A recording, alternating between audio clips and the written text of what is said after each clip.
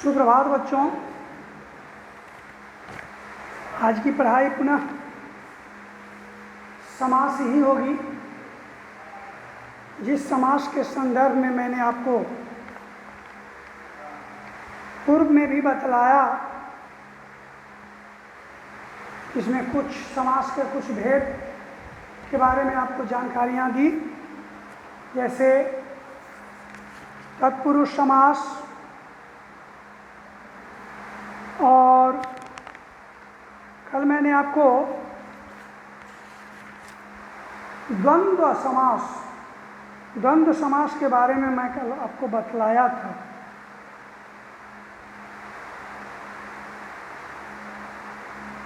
बहुव्रीहि समास भी मैंने आपको बतलाया था।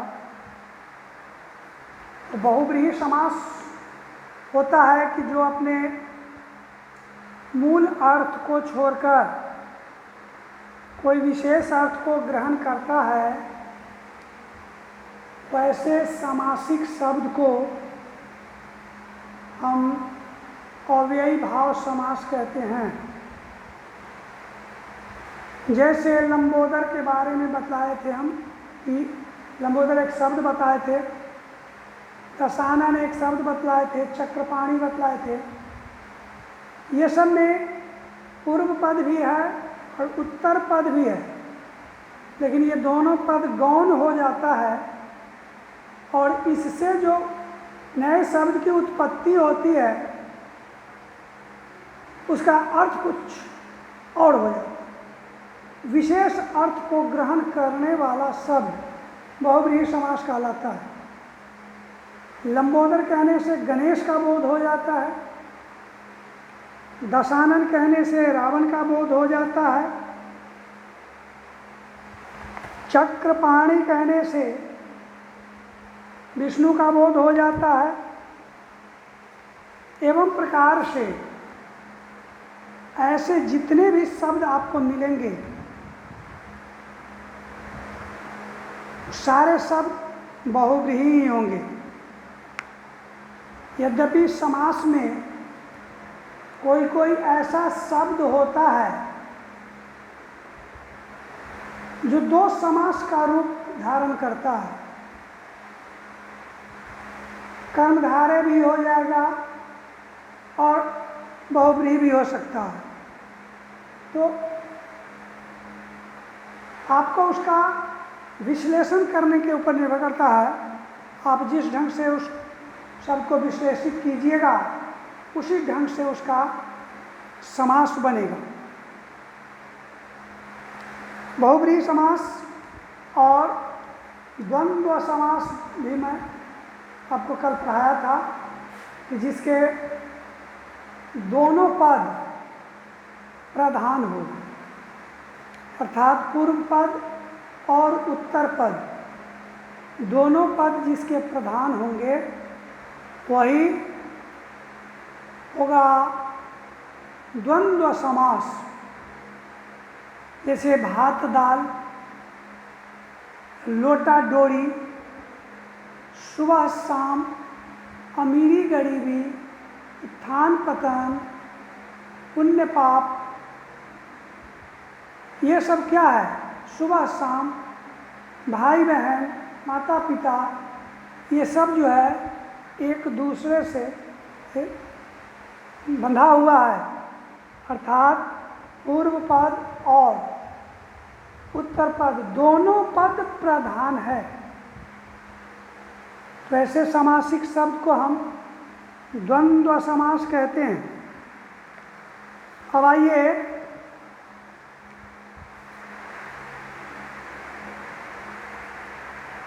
अव्ययी भाव समास में। अव्ययी भाव समास कहते हैं जिसका पूर्व पद अव्यय हो। अव्यय के बारे में तो मैं आपको बतलाया ही था, जिसका व्यय न हो। ऐसा शब्द जिस पर लिंग, वचन, कारक, पुरुष किसी का कोई प्रभाव न पड़े, वैसे शब्द अव्यय शब्द कहलाते हैं। तो वैसे ही शब्द जिस समासिक शब्द के पूर्व में लगा हुआ होता है उसे अव्ययी भाव समास कहते हैं। जैसे यथाशक्ति, यथोचित, यथाक्रम, प्रतिदिन, प्रतिमास, है कि नहीं? वे खटके, वे खटक,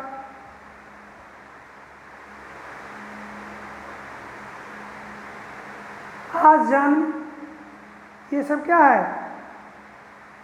आजन, आमरण,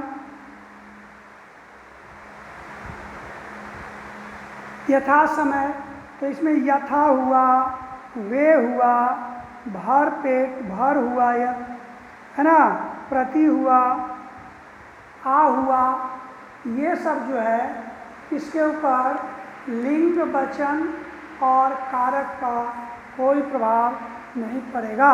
जैसे प्रतिदिन, दिन दिन प्रतिदिन, इसका विग्रह क्या होगा? प्रतिदिन का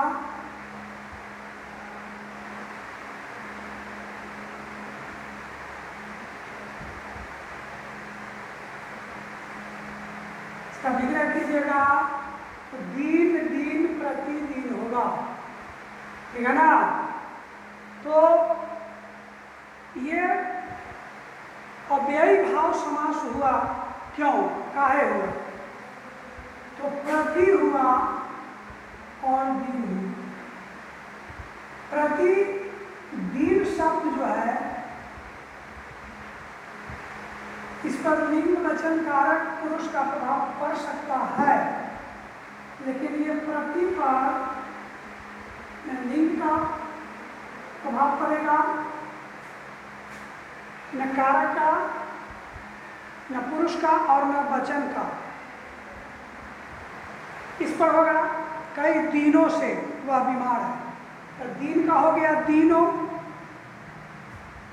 है कि नहीं? तो इस पर जो है वचन का प्रभाव पड़ा, लेकिन इस पर आप लिंग, वचन, पुरुष, कारक में से किसी का प्रभाव इस पर आप देखिए नहीं पड़ेगा। प्रति एक ऐसा शब्द है जो किसी भी रूप में प्रति ही लिखाएगा, है ना? एक प्रति का मतलब होता है 20, एक प्रति, दो प्रति, तीन प्रति, प्रतियां, उसका हो जाएगा। लेकिन इस प्रति का मतलब होता है रोज, प्रति का मतलब रोज होता है। इस प्रति पर न लिंग का प्रभाव पड़ेगा, न कारक का प्रभाव पड़ेगा, न पुरुष का प्रभाव पड़ेगा और न वचन का प्रभाव पड़ेगा। तो ऐसे शब्द को ही हम अव्ययी भाव समास कहते हैं। जैसे आजन,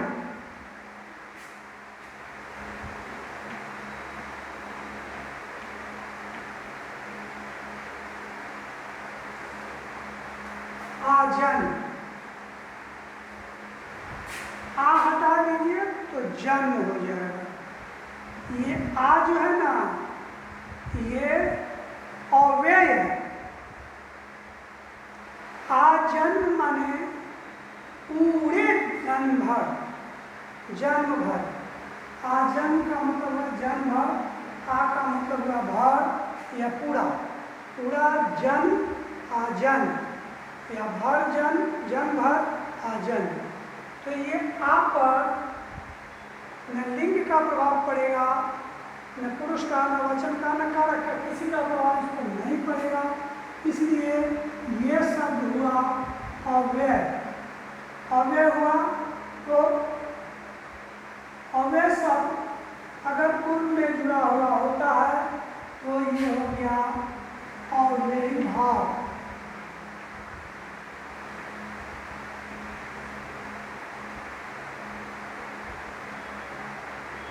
अव्ययी भाव समास हो गई।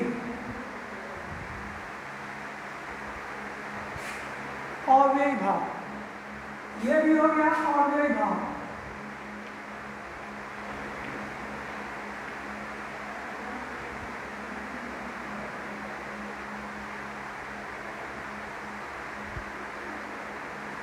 ये भी अव्ययी भाव समास हुआ। ऐसे अनेक उदाहरण हैं अव्ययी भाव समास का, समझे कि नहीं? जिसका पूर्व पद अव्यय हो उसे अव्ययी भाव समास कहते हैं। और कल मैंने आपको एक बात और बतलाया था कि तत्पुरुष समास से ही दो और समास की उत्पत्ति हुई है। उसमें क्या है? द्विगु समास और कर्मधारय समास। द्विगु समास के बारे में भी समझ लेना बहुत जरूरी है। इसका पूर्व पद संख्यावाची हो, नहीं, जिस सामासिक शब्द का पूर्व पद संख्यावाची हो, अर्थात पहला पद संख्यावाचक विशेषण हो, संख्यावाचक विशेषण हो, वैसे सामासिक शब्द को हम द्विगु समास भी कहेंगे। देखिए, एक शब्द मैं लिख रहा हूँ, चतुर्भुज।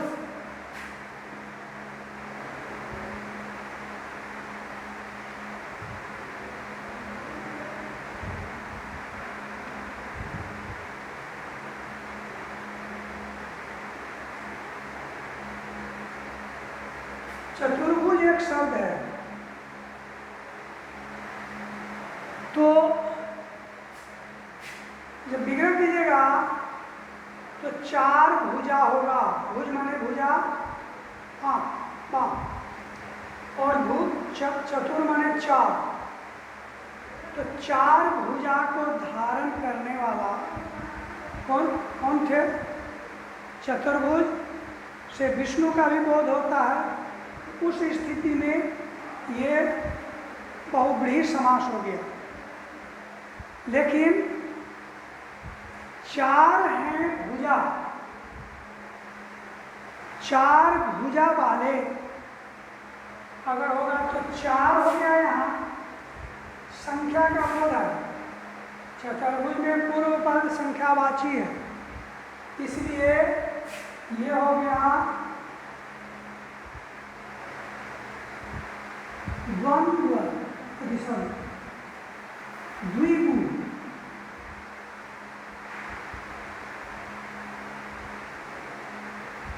द्विगु समास हो गया। ये समझ गए ना? ये कौन समास हुआ? द्विगु समास।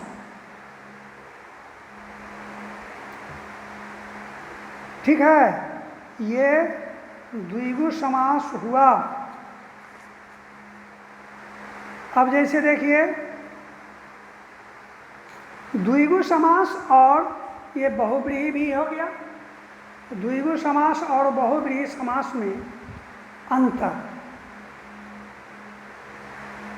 द्विगु समास के जितने भी पद होंगे, समस्त पद का पहला पद संख्यावाची होगा, संख्यावाचक विशेषण होता है, और दूसरा पद उसका विशेष्य होता है। परंतु बहुव्रीहि समास में समस्त पद ही विशेषण का काम करता है। कुछ ऐसे उदाहरण मिल जाते हैं जिन्हें दोनों समासों के अंतर्गत रखा जा सकता है। जैसे चतुर्भुज, इनको हम इसको हम दोनों समास के अंतर्गत रख सकते हैं, द्विगु भी और बहुव्रीहि भी।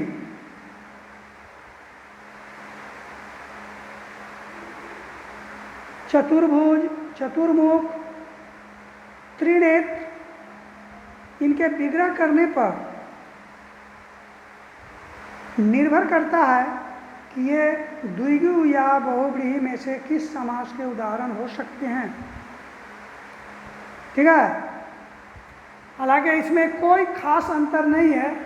एक अंतर मैं ये बतलाता हूँ कि द्विगु समास जो होता है उसका पूर्व पद जो संख्यावाचक विशेषण होता है और दूसरा पद विशेष्य होता है। जैसे भुज माने भुजा, भुजा विशेष्य हो गया और चार विशेषण हो गया। ठीक है। लेकिन बहुब्रीहि समास में सारा पद, दोनों पद है अगर, तो दोनों पद विशेषण ही होगा। लेकिन फिर भी ये अनुमान लगा लेना टेढ़ी खीर है, समझे कि नहीं। ये प्रैक्टिस जितना ज़्यादा कीजिएगा उतना ज़्यादा इस पर पकड़ होगी आपकी। अब जैसे चतुर्भुज हुआ तो ये क्या हुआ, चतुर्भुज जो हुआ ये क्या हुआ, ये आप द्विगु समास भी लिख सकते हैं और ये बहुब्रीहि समास भी लिख सकते हैं। अब देखिए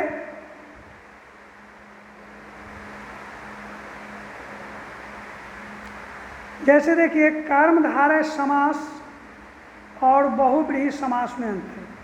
तो ये तो मैं आपको पढ़ा दिया कि ये हो गया अव्ययी भाव और ये हो गया द्विगु समास। एक कर्मधारय समास भी है। कर्मधारय समास वो होता है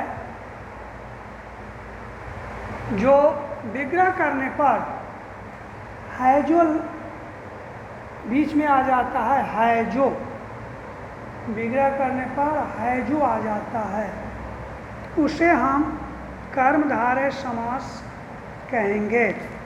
तो क्या कहेंगे, कर्मधारय समास कहेंगे। अब जैसे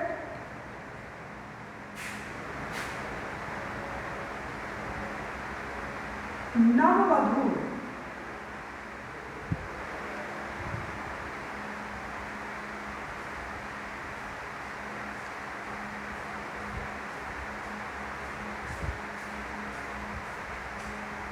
नववधू, नववधू का मतलब होता है, नव मीन्स नया, अब वधू का मतलब होता है जिस लड़की की शादी होती है और वह लड़की से अब वो बहू बन रही है, शादी हो जाने के बाद वो औरत हो जाती है, उसको हम वधू कहते हैं। नववधू जो हुआ, नव है जो वधू, नव है जो वधू, ये हो गया कर्मधारय, ये हो गया कर्मधारय समास। अब जैसे महादेव,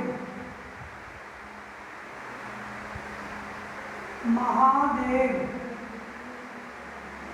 इसको विग्रह कीजिएगा तो महान है जो देव महादेव, तो ये भी हो गया है जो हो गया।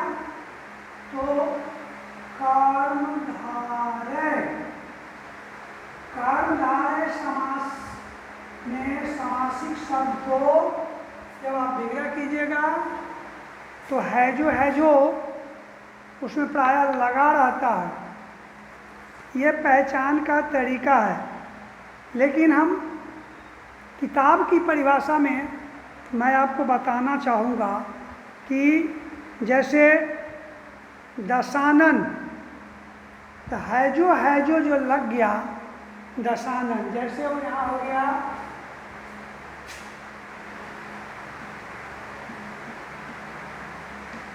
दशानन।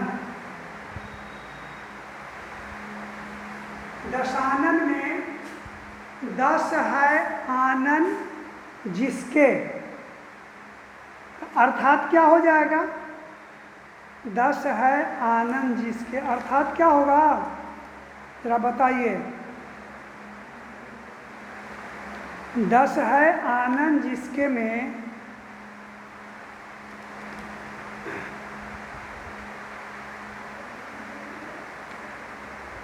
दस है आनंद, दस है आनंद जिसके अर्थात दशानन। तो दशानन जो शब्द हुआ तो दशानन का मतलब हुआ रावण।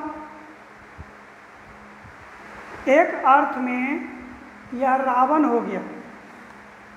तो जब ये मूल अर्थ को छोड़कर विशेष अर्थ को ग्रहण किया है तो ये क्या हो गया? बहुव्रीहि समास। समझे कि नहीं? लेकिन कर्मधारय समास भी यह होगा क्योंकि 10 है जो आनन है जो यहाँ 10 है जो आनन हो गया तो कर्मधारय समास हो गया। ठीक है, ये हो गया आपका तत्पुरुष, कर्मधारय, बहुव्रीहि, द्विगु, द्वंद्व, अव्ययी भाव, ये समास आपका हो गया पूरा। अब आप इसको बनाइएगा घर पे तो फिर आपको जो भी बचेगा वो समझ में बात आएगी। जैसे मान लीजिए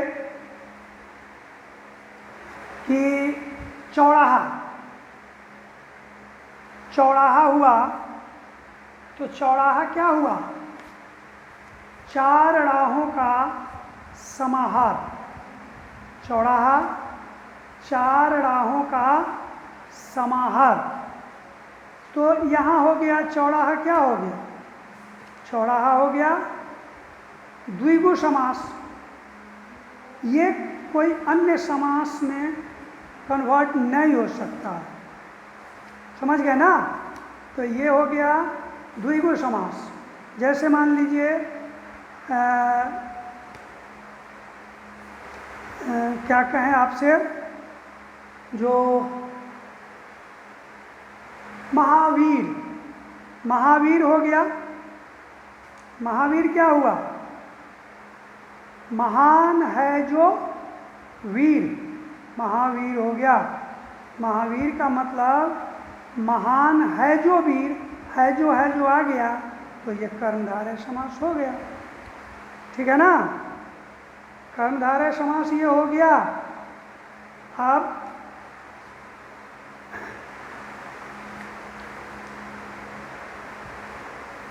कर्मधारय का कुछ और उदाहरण मैं बताता हूँ।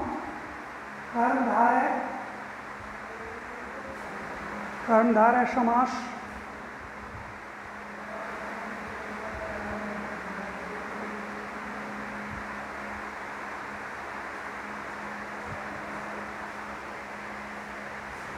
अच्छा, ये पहले बतलाइए कि गौरी शंकर कौन समास होगा? गौरी शंकर कौन सा समास होगा? गौरी शंकर, गौरी और शंकर दोनों पद प्रधान है, इसलिए ये द्वंद्व समास होगा। समझ गए? द्वंद्व समास हो गया। तो मैं करीब सारा समास को मैं आपको बता दूँ। दशानन, इसको विग्रह करने पर निर्भर करता है कि या कर्मधारय समास होगा या फिर बहुव्रीहि समास होगा। कर्मधारय समास कर्मधारय नहीं होगा, ये होगा जैसे बहुव्रीहि तो होगा ही। 10 है आनंद जिसके, अर्थात जब ये हुआ, जब ये इसका दूसरा कोई नया शब्द बना तो रावण बना। तो रावण क्या हो गया? तो अपने मूल अर्थ को छोड़कर विशेष अर्थ को ग्रहण कर रहा है, इससे रावण का बोध हो जा रहा है, इसलिए यह बहुव्रीहि समास हो जाएगा।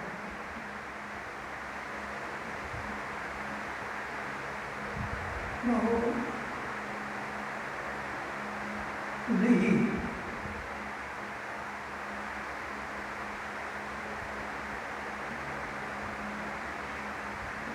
ये बहुव्रीहि समास हो गया। और इसी का देखिए 10 है आनंद, 10 आनंद वाला। अगर इसको आप ऐसे कीजिएगा 10 आनंद वाला, तो 10 तो पूर्व पद हो गया संख्यावाची, तो इसको आपको द्विगु लिखने में क्या दिक्कत है?